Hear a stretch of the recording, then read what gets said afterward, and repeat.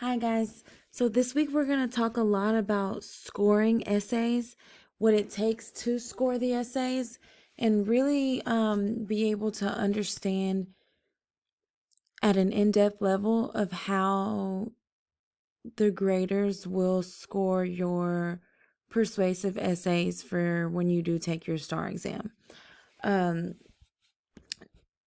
So we're going to watch a few minutes of this video each day until we work our way through it, to kind of help us get an idea of that. Demands that certain elements be present. The degree by which when scoring a lot of essays, it's hard to look at every single word in detail, and it becomes more effective to think of these skills globally. The basic essay, for example, demands that certain elements be present. The degree by which these global skills are demonstrated determines whether an essay scores a 1, 2, or even a 3. In the same manner, scoring a 4 or a highly proficient and advanced essay, certain skills must be present. The degree by which these skills are demonstrated determines whether it is a 4 or a 3. So let's talk about what these non-negotiables are. When you're looking at a score point 2, for example, there are certain skills that must be present in order for a student to demonstrate basic understanding of the essay. Each of these skills relate to either the organization or progression, the development of ideas, and the use of language and conventions. In order for a student to demonstrate basic understanding, they must have a thesis that addresses the prompt. That student must somehow address what the prompt is asking them to address. In addition to that, they must have attempted development of ideas and thesis statements. And also fluency. I should be able to read the essay without stopping too much because of the grammar and mechanics. So, in order to get a 2, basically you have to have a thesis that definitely you repeat the prompt and you state your side, your stance. Okay, it should have a clear idea of what your paper is about, and it should directly tie to your prompt. So there should be some type of example or an attempt at an example and specific reasons that go with that example. There shouldn't be so many mechanical errors or so many like spelling mistakes and missing commas and just grammatical errors that whoever's reading it has to continuously stop or pause to try to figure out what the writer was saying. Okay.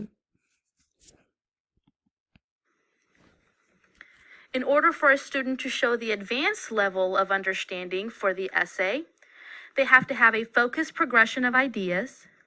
They have to have well-developed ideas, not just attempted development of ideas. In addition, they also must be insightful. And if it's a persuasive essay, it must utilize rhetorical strategies. The language components for a 4 are strong diction and a variety of sentences. Okay. So, same thing, your thesis has to be on point.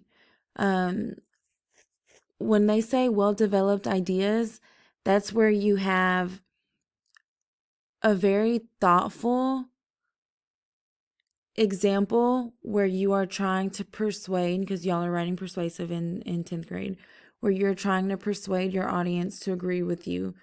So that example has to be spot on with what you're saying in your thesis. It has to directly tie together and it has to flow well. And it has to make sense.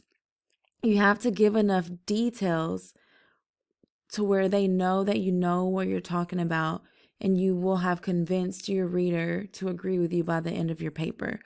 Where they say rhetorical strategies, are you using those persuasive transitions, those persuasive techniques? Is it evident that you know you're arguing a cause, that you know you're trying to make someone agree with what you think?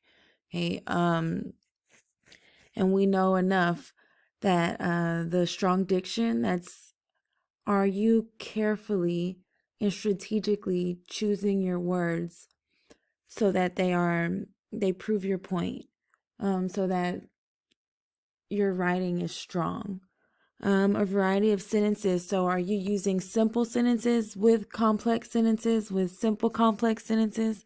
I guess we got to pull all of that back out. But are you using more than just the same type of sentence over and over? Or is your writing very basic? If it's basic, it won't score that 4.